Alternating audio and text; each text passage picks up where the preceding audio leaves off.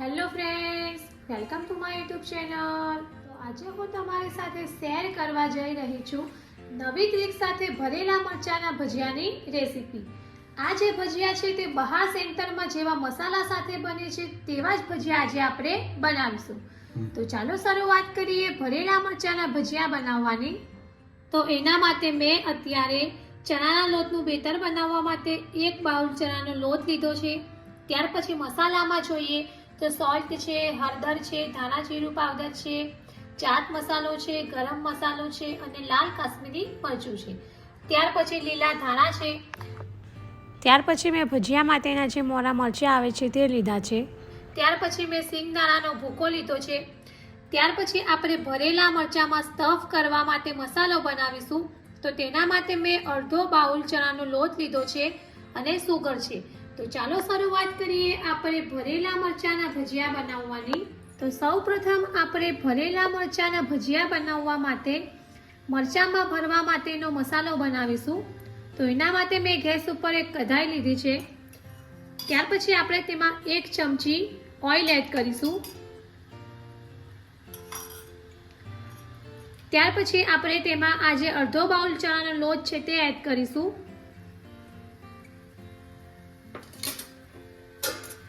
અને લોટને આપણે ગોલ્ડન બ્રાઉન રંગનો થાય ત્યાં સુધી શેકી લઈશું. તો લોટનો કલર ચેન્જ થાય ત્યાં સુધી જ આપણે તેને શેકવાનો છે. તો આ રીતે શેકેલા ચણાનો લોટ ઉપયોગ કરવાથી આપણા જે ભજીયા છે તેનો ટેસ્ટ બિલકુલ બહાર જેવો જ આવશે અને ખાવામાં પણ ખૂબ જ મજા આવશે.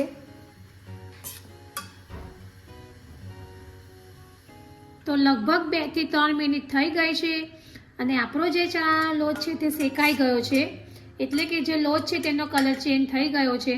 તો હવે આપણે ગેસ ઓફ કરી દઈશું અને આ લોટને ઠંડો પડવા દઈશું. તો આપણો જે ચણાનો લોટ છે તે ઠંડો થઈ ગયો છે. ત્યાર પછી હવે આપણે તેમાં સિંગદાણાનો ભૂકો એડ કરીશું.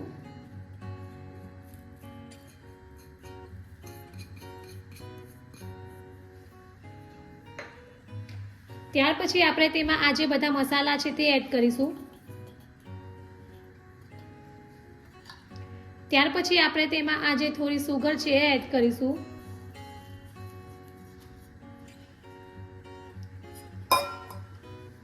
ત્યાર પછી આપણે તેમાં આ જે લીલા કોથમીર સમારેલા છે તે એડ કરીશું.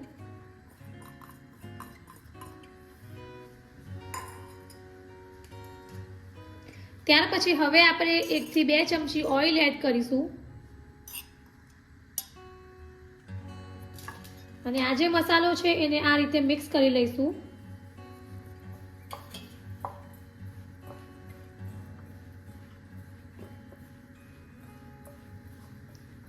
તો આપણો મરચામાં સ્ટફ કરવા માટેનો મસાલો રેડી છે. ત્યાર પછી હવે આ રીતે આપણે મરચાને વચ્ચેથી કટ કરીશું અને આ જે વચ્ચેના બિયા છે એને આપણે બહાર કાઢી લઈશું.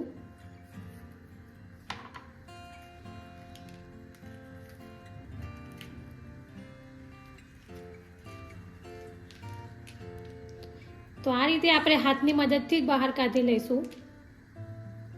તો આ રીતે આપણે મરચાની વચ્ચેથી જે પણ બિયા છે, જે વધારાનો ભાગ છે એને આ રીતે બહાર કાઢી લીધા છે. તો બીજા મરચાને પણ આપણે આ જ રીતે રેડી કરી લઈશું. તો આ રીતે જે પણ મરચાં છે તે બધા જ મરચાંને આપણે આ રીતે કટ કરી લીધા છે. ત્યાર પછી હવે આપણે આ મરચાંમાં વચ્ચે મસાલો સ્ટફ કરીશું. તો આ રીતે આપણે એક મરચું લઈશું અને આ જે મસાલો બનાવ્યો છે તેને આપણે આ મરચાંમાં સ્ટફ કરી લઈશું અને આ રીતે બરાબર પ્રેસ કરી લઈશું જેથી મસાલો બરાબર અંદર મરચાંમાં લાગી જાય.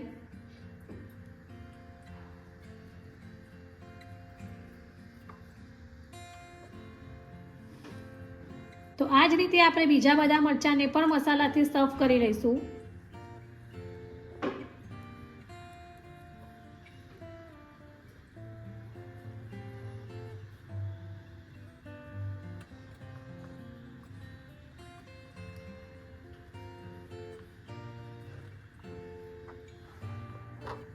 ત્યાર પછી હવે આપણે ભજીયા માટે બેસનનું બેટર બનાવીશું.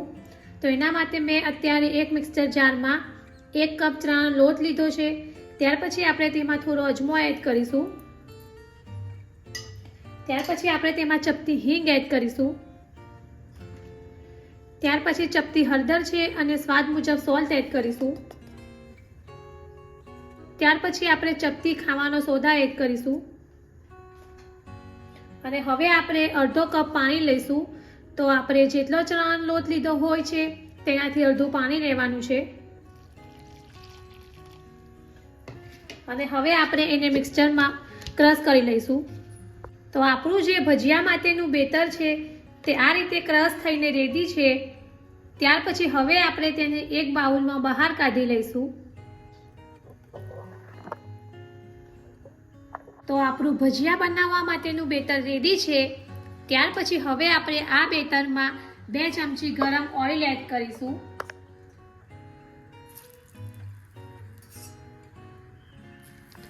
અને આ રીતે ચમચીની મદદથી બરાબર મિક્સ કરી લઈશું.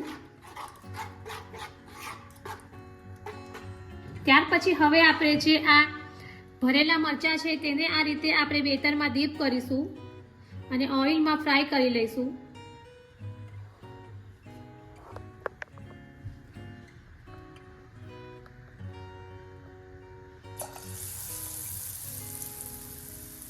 તો બીજા બધા ભજીયાને પણ આપણે આ જ રીતે ફ્રાય કરી લઈશું.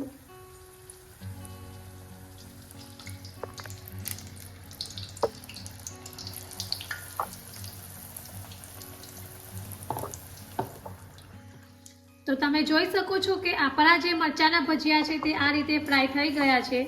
તો હવે આપણે તેને એક પ્લેટમાં બહાર કાઢી લઈશું. તો રેડી છે ગરમા ગરમ ભરેલા મરચાના ભજીયા, જેને મેં કઢી સાથે સર્વ કર્યા છે. તો ટ્રેડિશનલ ગુજરાતી સ્ટાઇલથી એકવાર ચોક્કસથી ટ્રાય કરવા જેવા ભરેલા મરચાના ભજીયાની રેસીપી જો તમને ગમી હોય તો મારી ચેનલને લાઈક અને શેર જરૂરથી કરજો.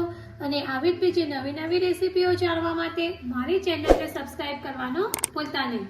તો ફરી પાછા આવા જ નવા વિડીયો સાથે મળીશું. ત્યાં સુધી bye bye and thank you for watching my video.